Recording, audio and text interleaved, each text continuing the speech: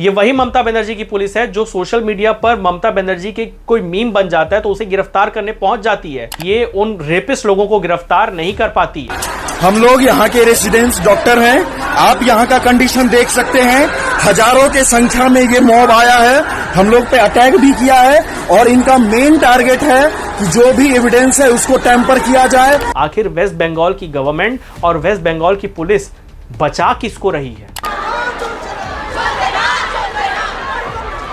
कि टीएमसी के एक पॉलिटिशियन का लड़का, वो टीएमसी का पॉलिटिशियन जो लोकल पॉलिटिशियन है, वो भी इस घटना में इन्वॉल्व्ड है, वो भी इस मर्डर में इन्वॉल्व्ड है। कि ये तो वही बात हो गई कि ममता बनर्जी के खिलाफ प्रोटेस्ट कर रही हैं ताकि ममता बनर्जी को अपना इस्तीफा दे दें और ममता बनर्जी को अपनी कुर्सी छोड़नी पड़ जाए।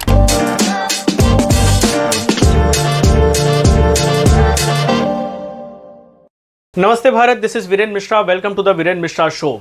वेस्ट बंगाल में बीते कुछ दिनों में जो इंसिडेंट्स हमें देखने को मिल रहे हैं, ये वाकई दिल को दहला के रख देने वाले इंसिडेंट हैं। और सिर्फ वही नहीं, उसके बाद भी भारत में दूसरी जगह से भी रेप के इंसिडेंट्स हमें सुनने को मिले हैं।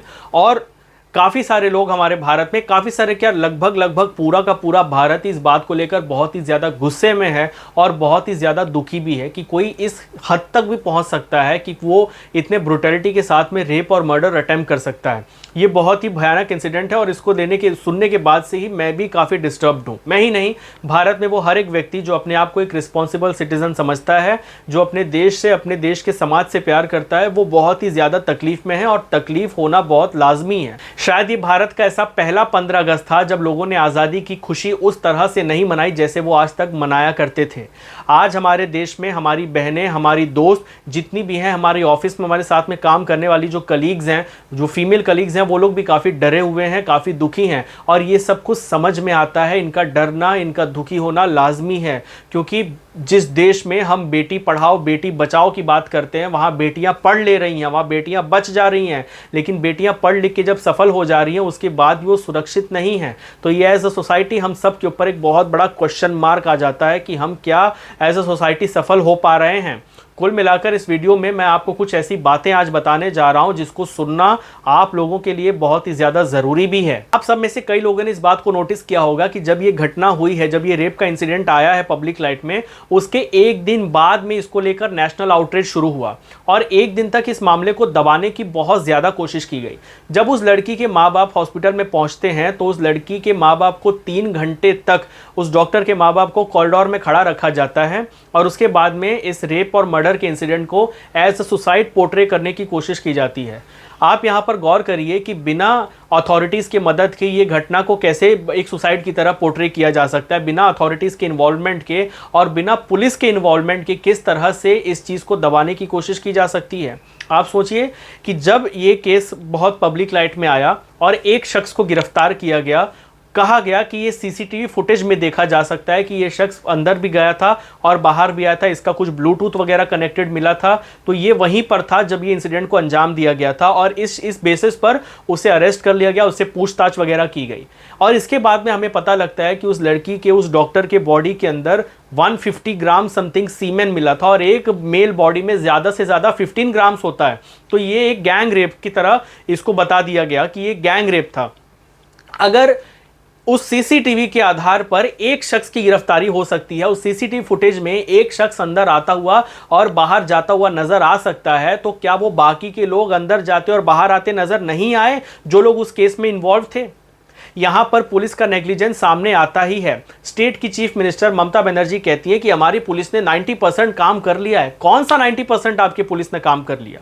जब पब्लिक आउटरीच हुआ, पब्लिक ने पीसफुल प्रोटेस्ट निकाला, कैंडल मार्च निकाला बाहर, तो इस कैंडल मार्च के बीच में, इस पीसफुल प्रोटेस्ट के बीच में कुछ ऐसे लोग इन्वॉल्व हो गए जो कि गुंडे कहे जा रहे हैं। ये लोग हॉस्पिटल के अंदर घुसते हैं और सेमिनार हॉल पे धावा बोल देते हैं जहां पर ये इंसिडेंट को अंजाम दिया गया। वो लोग अंदर आते हैं, आग लगा देते हैं, तोड़फोड़ कर देते हैं और इसके बाद में काफी सारे एविडेंस की टेम्पर होने की बात कही गई।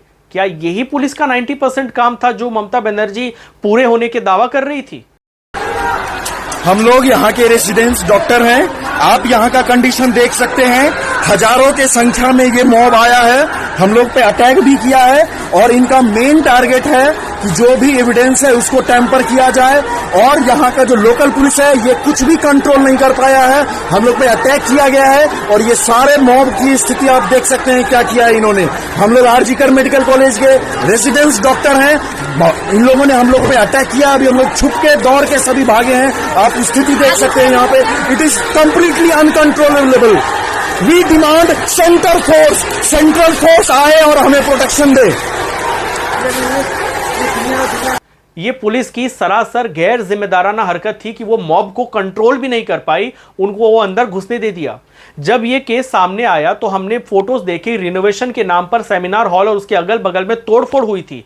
किस तरह से वहां पर तोड़फोड़ को होने दिया? क्या उस जगह को सील नहीं किया गया था? उस जगह को सील नहीं करने के कारण ही तो वहां तोड़फोड़ हुआ था। अगर पुलिस रिस्पॉन्सिबल होती वेस्ट बंगाल की तो वहां पर सील कर दिया जाता, वहां किसी के आने जाने पर पूरी तरह प्रतिबंध लगा दे। एक क्राइम सीन को इतना इनसेंसिटिव तरीके से जिस पुलिस ने ट्रीट किया था, उस पुलिस के तमाम अधिकारियों को सस्पेंड कर देना चाहिए था, लेकिन वो अब तक ड्यूटी पर बने हुए हैं।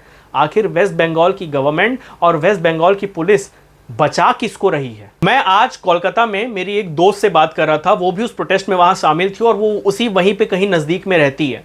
उसका मैं नाम और उसका चेहरा आपको नहीं दिखा सकता क्योंकि मुझे उसकी सिक्योरिटी की परवाह है, क्योंकि ममता बनर्जी की ये वो पुलिस है जो रेपिस्ट लोगों को गिरफ्तार नहीं कर पाती है। लेकिन सोशल मीडिया पर अगर कोई ममता बनर्जी से सवाल पूछ लेता है तो ये वही ममता बनर्जी की पुलिस है जो उसके घर पे रात को 2 बजे भी पहुंचकर उसे प्रताड़ित करना शुरू कर देती है, उसको परेशान करना शुरू कर देती है, उसके पूरे परिवार को शर्मसार करना शुरू कर देती है।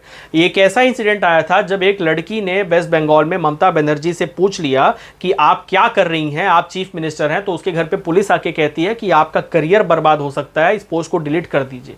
उस पोस्ट को डिलीट करने पर मजबूर कर दिया गया। ये वही ममता बनर्जी की पुलिस है जो सोशल मीडिया पर ममता बनर्जी के कोई मीम बन जाता है तो उसे गिरफ्तार करने पहुंच जाती है, लेकिन सीसीटीवी होने के बावजूद ये ममता बनर्जी की जो पुलिस है ये उन रेपिस्ट लोगों को गिरफ्तार नहीं कर पाती है। आज सोशल मीडिया पर, ट्विटर पर, फेसबुक पर, इंस्टाग्राम पर और जहां जहां पर लोग अपनी बात रख सकते हैं वहां वहां पर काफी सारे लोगों का ऐसा भी कहना था कि ये जो हॉस्पिटल है, ये हॉस्पिटल ड्रग रैकेट में, सेक्स रैकेट में इन्वॉल्व था और जो डॉक्टर थी उसे इस बात का पता लग चुका था और उसकी आवाज को चुप कराने के लिए इस इंसिडेंट को अंजाम दिया गया। काफी सारे लोगों का तो यहां भी दावा है कि उस हॉस्पिटल के काफी सारे डॉक्टर्स, इवन फीमेल डॉक्टर्स भी वो इस इंसिडेंट में इन्वॉल्व हैं, जहां पे इस लड़की के साथ में, इस फीमेल डॉक्टर के साथ में रेप और उसका मर्डर करने का इंसिडेंट हमें देखने को मिला है। आखिर पुलिस ने इस चीज का इन्वेस्टिगेशन क्यों नहीं किया? सवाल यह भी कहा जा रहा है कि टीएमसी के एक पॉलिटिशियन का लड़का, वो टीएमसी का पॉलिटिशियन जो लोकल पॉलिटिशियन है, वो भी इस घटना में इन्वॉल्व्ड है, वो भी इस मर्डर में इन्वॉल्व्ड है, वो भी इस ड्रग रैकेट में, इस इलीगल मेडिसिन के रैकेट में कहीं ना कहीं इन्वॉल्व्ड है। अगर वो इन्वॉल्व्ड है तो क्या ममता बनर्जी और उनकी ये वेस्ट बंगाल की पुलिस इसी को बचाने की कोशिश कर रही है? और क्या इसीलिए एविडेंस को टेम्पर करने की कोशिश हुई? मैं सिर्फ एविडेंस को टेम्पर करने की बात मैं अकेले नहीं कह रहा हूं, ये बात कोर्ट में भी हो चुकी है। कोर्ट रूम में भी ये बात कहा गया कि अगर 1 हफ्ते का समय ये लोग मांग रहे हैं, पुलिस इन्वेस्टिगेशन करने के लिए मांग रही है, 1 हफ्ते के अंदर अंदर एविडेंस को तबाह किया जा सकता है। There is an apprehension that if time lost, there is chances of something getting derailed. How do you ensure that that doesn't happen? I am coming to your lordship within 24 hours. 24 Tomorrow morning, hours, your lordship, I will come with you. 24 hours, everything will Okay, because whatever time it takes, I'll have it prepared. kindly keep it Tomorrow at morning. That is the earliest I can come. But I am trying to expedite matters as fast as possible. Your lordship gives me 24 hours. I don't think I'm being very unreasonable. It was at the very outset that had come from the highest authority of the state that it should be immediately transferred to the CBI. Now she comes up with a statement saying that after 7 days. So my lord, this is absolutely suspicious. Within this 7 days, evidence would be wiped out. और कहीं ना कहीं इसी की कोशिश की गई। आखिर एविडेंस को तबाह करने की कोशिश में ये लोग सफल हुए। आज ममता बनर्जी ने रैली निकाला और वो प्रोटेस्ट करने के लिए सड़कों पर उतर गई।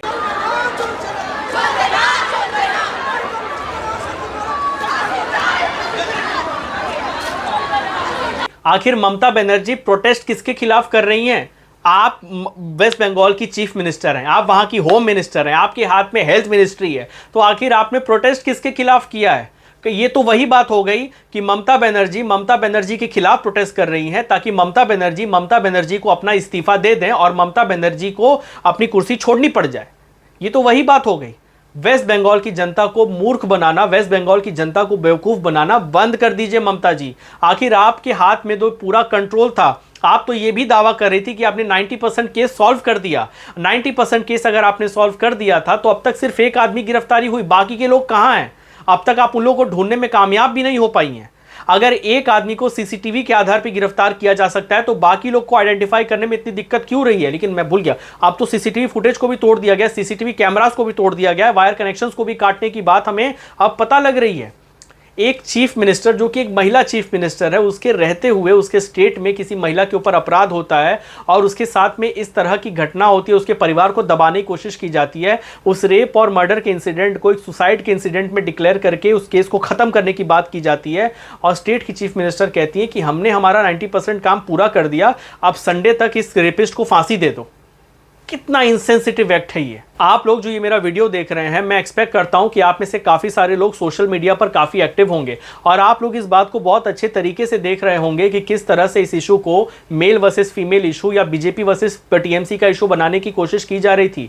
मैं आप सबको बहुत क्लियरली बता दूं, ये इशू कभी भी मेल वर्सेस फीमेल का इशू नहीं था। ये इशू कभी भी बीजेपी वर्सेस टीएमसी का इशू था ही नहीं। ये इशू हमारे समाज की उस गंदगी के खिलाफ था जो अब हमारे समाज में काफी अंदर तक घुस चुकी है और इसको बाहर निकालना बहुत ही ज्यादा मुश्किल हो चुका है। एक रेप का इशू था ये, जिसे आज हमारे देश में सोशल मीडिया पर सिर्फ कंटेंट बनाकर सीमित कर दिया गया।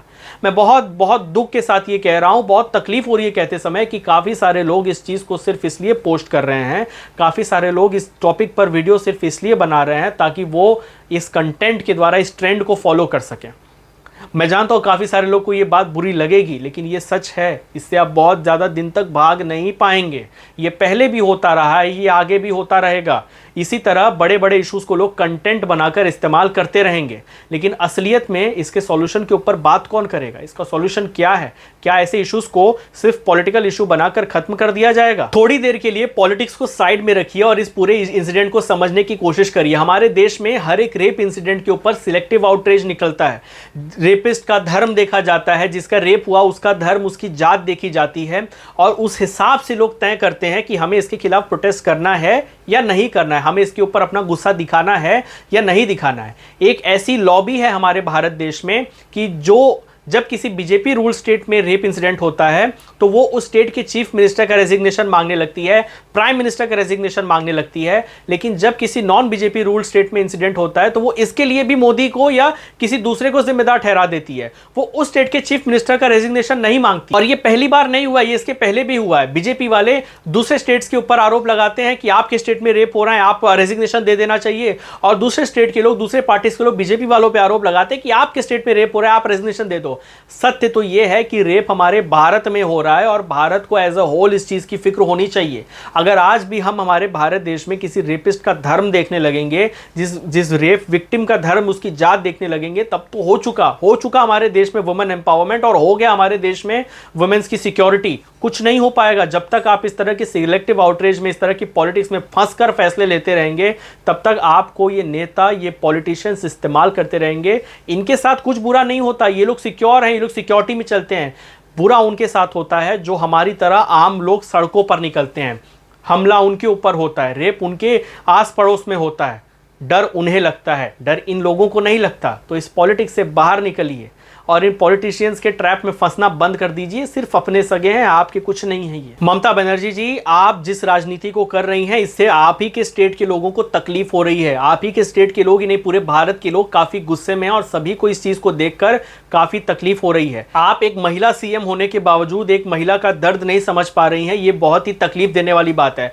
आप संदेश खाली के वक्त भी चुप थी, आप उस वक्त भी खामोश थी जब आप की पार्टी पावर में आई थी और काफी सारे निर्दोष लोगों पर हमला हुआ था, आप उस दिन भी खामोश थी। और आज भी आपने ये सिर्फ कह दिया कि हमने 90% काम पूरा कर दिया, अब बाकी का काम सीबीआई को करना है, और अब आप भी खामोश हो गई हैं, आप भी प्रोटेस्ट करने उतर गई हैं।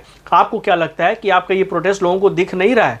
आपको क्या लगता है कि लोग जानते नहीं है कि वेस्ट बंगाल में पूरी कमांड किसके हाथ में है? आप होम मिनिस्टर हैं, आप चीफ मिनिस्टर हैं, आप हेल्थ मिनिस्टर हैं, इसके बावजूद आप कुछ नहीं कर पा रही हैं, आप कुछ नहीं कर पाई। इस चीज का आरोप आप किसके ऊपर लगाने वाली हैं? ये राजनीति बहुत दिन तक आपकी नहीं चल पाई। अगर इसी तरह से आप लोगों की भावनाओं का गलत इस्तेमाल करती रहेंगी तो वो दिन दूर नहीं है जब यही वेस्ट बंगाल की जनता आपको सत्ता के बाहर करके रख देगी।